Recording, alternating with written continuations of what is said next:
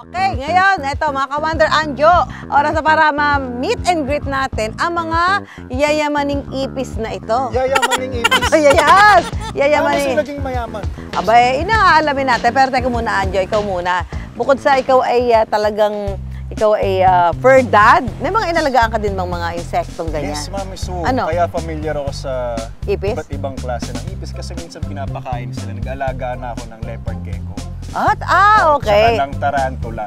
Oh. Itong favorite food nila, mga ipis, ganyan, mga worms. Yun ang kinakain nila. Favorite nila. Kasi bukod sa atleta pala to, talagang fur dad, ayan, nag-alaga din siya ng Maalaga po. Maalaga din, di ba? Okay, so dahil sa sinabi mo na yan, may challenge ako sa'yo. Challenge para sa atin, Mami Sue, hindi lang ako.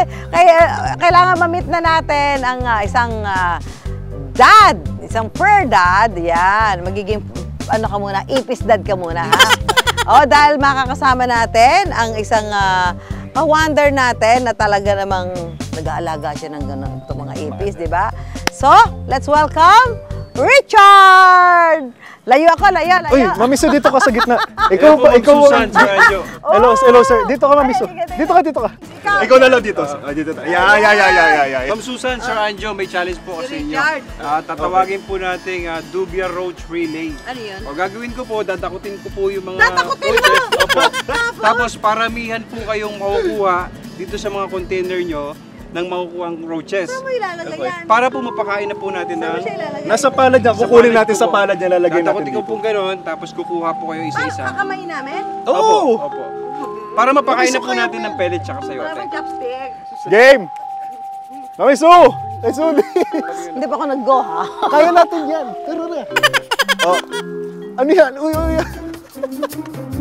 Papagapangin mo dyan, Mami Sue, tapos lalagay mo doon. Pwede ba yun? Ben, maka-10? Opo. Sige. Go!